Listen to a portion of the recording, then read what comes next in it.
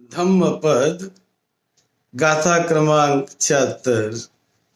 आज दिनांक 18 जून 2020। ये गाथा तथागत बुद्ध ने श्रावस्ती में ही जेतवन विहार में रहते समय एक राध स्थविर के संबंध में कही है। निधिनं वपवत्तरं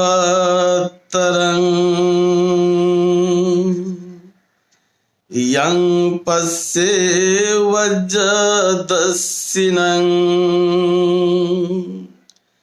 निगय्यवाधिं मेधावी तादिशं पंडितं भजे तादिशं भजमानस्य श्रेयो होति न पापियो। श्रावस्ती में तथागत बुद्ध जेतवन में रहते थे और उसी समय ये राध स्थविर, वैसे श्रावस्ती नगरी का ही वो व्यक्ति था। श्रावस्ती में रहने वाला एक गृहस्थ, वो दरिद्र ब्राह्मण था, गरीब था, और उसने सोचा कि मैं भिक्षुओं के ही साथ रहकर अपना जीवन गुजारूं। ऐसा सोचकर वो राध नाम का ब्राह्मण वो विहार में रहने लगा श्रावस्ती के, और विहार में रहकर बहुत सेवा करने लगा। पेड़ को पानी डालना, सब्जियां उगाना, विहार का जो काम छोटा मोटा है वो सारे काम करना। बड़ा विनम्र था, सभी भिक्षुओं की वो सेवा करता था और भिक्षु भी उसे बहुत चाहते थे। बड़ा आज्ञाकारी, बड़ा विनम्र, बहुत चाहते थे। और वो रहता था विहार में, और जो खाने पीने के लिए मिलते हैं बस उस पर वो रहता था। एक दिन बुद्ध ने सुबह अपने बुद्ध अवलोकन में देखा तो उन्हें पता चला कि ये राध जो ब्राह्मण है ये अरहत बन जाएगा। तो ऐसा देखकर बुद्ध सुबह उठकर टहलने गए और उसके तरफ गए।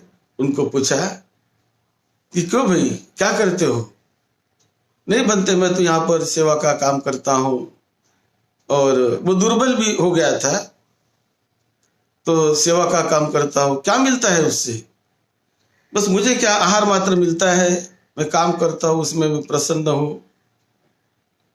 तो बुद्ध ने देखा कि ये इनकी पारमिता जाग उठी है, अरहत बनेगा ये। तो ऐसा जानकर बुद्ध ने अरहत सारिपुत्त को बुलाया, संघ को बुलाया, सारिपुत्त को पूछा कि कोई आपको याद है इसने कोई उपकार किया हो, कोई पुण्य कार्य किया हो? तो संघ को पूछने लगे। उसमें सारिपुत्त कहने लगे कि हाँ, मुझे याद है, एक बार मेरे भिक्षा पात्र में इन्होंने कड़छूल भर दान दिया था, तो वो मुझे याद है।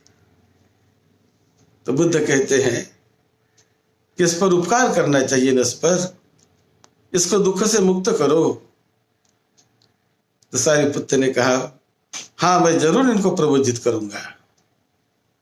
और फिर सारिपुत्त ने उस राध ब्राह्मण को प्रबोधित किया। वो बड़ा खुश रहने लगा और अब अच्छा भिक्षु संघ के साथ, क्योंकि पहले तो सेवा करता था, अब भी सेवा करता था, लेकिन भिक्षु संघ के साथ रहकर उसे बड़ा अच्छा लगने लगा। तो जब प्रबोधित किया तो उससे उसका दर्जा और भी बढ़ गया, और अब वो भिक्षु संघ के साथ बैठने लगा। उनको खाने पीने की सारी सुविधा बड़े सम्मान से, इज्जत से सब मिलने लगी, और अच्छी तरह से अपना जीवन वो गुजारने लगा। लेकिन कभी कभी जब पंक्ति में बैठता तो सीनियरिटी से बैठना पड़ता है, तो पंक्ति में कभी उसको अंत में कोई चीज सब्जी कभी कम मिलती है, कभी कुछ कम मिलता है, तो उसमें भी कुछ उन्हें कभी कभी चिंता होती थी। तो बाद में सारिपुत्र का वो शिष्य होने से सारिपुत्र अपने साथ उसे पिंडपात के लिए ले जाया करते थे, और फिर सारिपुत्र जो भी उनको बताए, ऐसा करो, ये करो, वो करो, वो करो, तो बड़ी विनम्रता से वो सब कुछ करता था। कोई मतलब उनकी शिकायत नहीं थी, और अभ्यास भी बड़ा अच्छा करने लगा। तो अभ्यास करते करते उसने अरहत पद को पा लिया, क्योंकि बुद्ध ने देखा था कि वो अरहत बनने वाला है।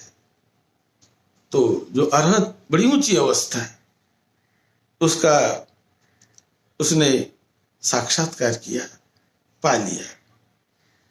सारिपुत्र को बुद्ध पूछते हैं कि कोई इसमें आपने खोट देखी?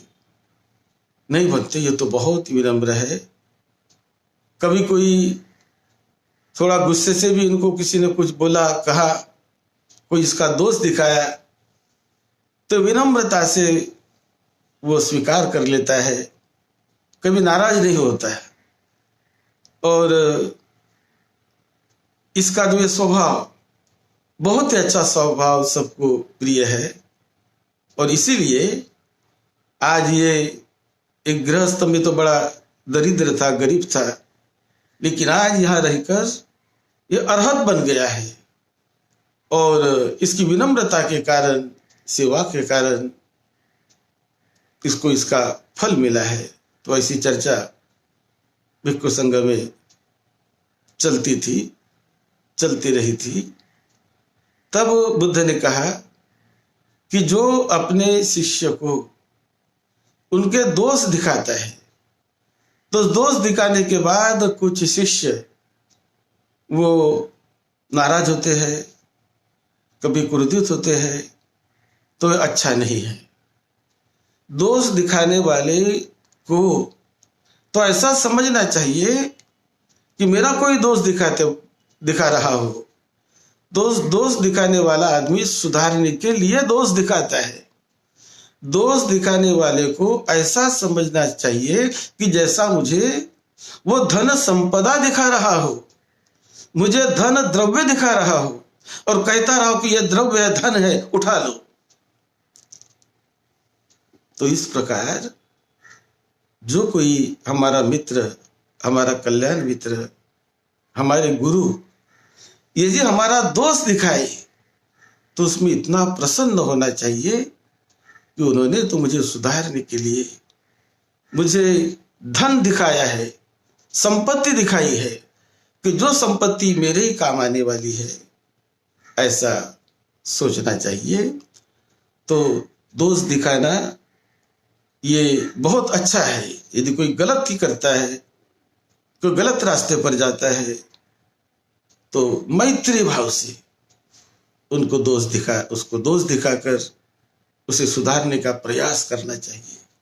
लेकिन कभी कभी गलत रास्ते पर जाते हुए भी कभी गुरु कोई दोष नहीं दिखाते, तो वो अच्छा नहीं है।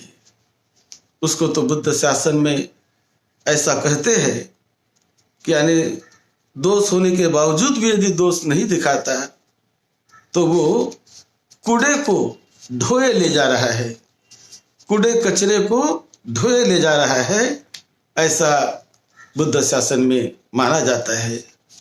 तो जो दोष हो तो वो दिखाकर एक निधि हमको दिखा दिया है, हमें सुधारने के लिए रास्ता दिखा दिया है, ऐसा गुरु के प्रति मैत्री भावना ही करनी चाहिए और अपने दोषों को सुधारना चाहिए, अपने दोषों को दूर करना चाहिए, नष्ट करना चाहिए, तो वो बहुत फल पाता है, गुरु का आशीर्वाद पाता है, धम्म का ऊंचा दर्जा पाता है और अपनी पारमिता बढ़ाता है।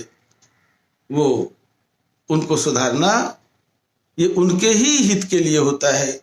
इसीलिए ऐसे दोष दिखाने वालों को हमें वो निधि दिखा रहा है ऐसा मानकर उसके प्रति मैत्री रखना चाहिए, मैत्री रखना चाहिए।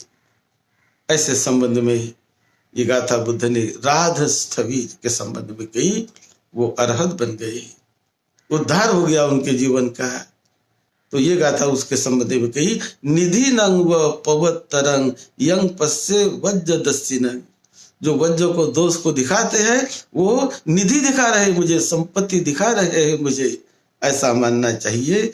निग्घयवादी मेधावी तादि संग पंडितंग भजे तादि संग भज मानस शेयो होती न पापियो। तो पंडित आदमी वो है कि बुद्धिमान आदमी के साथ, अच्छे गुरु के साथ रहकर दोष भी दिखाए तो उसे मैत्री भाव से मानकर अपने दोष को सुधार कर स्वयं पंडित बनने का प्रयास करना चाहिए, बुद्धिमान बनने का प्रयास करना चाहिए और हमेशा साथ करनी चाहिए। जिन्हें अपने जीवन का उद्धार करना हो उन्होंने साथ खोजनी चाहिए कि बुद्धिमान आदमी की मुझे संगत मिले, पंडित आदमी की मुझे संगत मिले, ज्ञानी आदमी की मुझे संगत मिले। तो संगत से ज्ञान मिलता है, संगत से ही आदमी बड़ा होता है। तो अपने जीवन में अच्छे मित्र मिलना, अच्छा गुरु मिलना, अच्छी संगत मिलना, ये बड़ी पुण्य की बात होती है। यदि अच्छी संगत ना मिले, हम मूर्खों के साथ रहते रहे, अज्ञानी के साथ हम रहते रहे, तो जीवन बर्बाद हो जाता है, प्रगति नहीं हो पाती, कल्याण नहीं हो पाता। इसलिए हमेशा अच्छी संगत कहाँ मुझे मिलेगी, कैसी मिलेगी, इसका ही विचार, ऐसा संकल्प करके बुद्धिमान व्यक्ति ने हमेशा हमेशा ज्ञानी व्यक्ति की संगत, गुणवान सदाचारी सिलवान व्यक्ति की संगत खोजनी चाहिए, वो करनी चाहिए। उससे बड़ा कल्याण होता है, बड़ा कल्याण होता है। तो ये राधस्थवीर, इसका बड़ा कल्याण हुआ, उद्धार हो गया। वो तो सर्वसामान्य आदमी था, लेकिन आज वो अरहत बन गया सारिपुत्र के संगत से, भिक्षु संघ के संगत से, उसका कल्याण हो गया। तो यही संबंध प्रस्तापित करके तथागत बुद्ध ने ये धम्म देशना राधस्थवीर के संबंध में कही थी। आप और भी बुद्ध के वाणी को सुनने के लिए हमारे YouTube चैनल पर जाइए। डॉक्टर भदंत राहुल बोधि नाम से YouTube चैनल है, उसमें जाकर और भी बहुत अच्छे अच्छे सूत्र वहां पर संग्रहित किए हुए हैं YouTube चैनल पर। वहां जाकर बार बार उसे सुनिए। सद्धम्म की बातों को जितना अधिक बार सुने उतना अधिक बल मिलता है, उतनी शक्ति मिलती है, उतना पुण्य मिलता है। बार बार सुनने से सुनिए, अपने मित्रों को भी शेयर करिए और सब्सक्राइब भी करिए। बहुत मंगल होगा आपका। धम्म का पुण्य आपको हमेशा मिलता रहे, आपका सुखी निरोगी जीवन रहे, आपको सुख शांति मिले, यही मंगल कामना। सद्धम्म की सेवा में डॉक्टर भदंत राहुल बोधि। महाथिरो।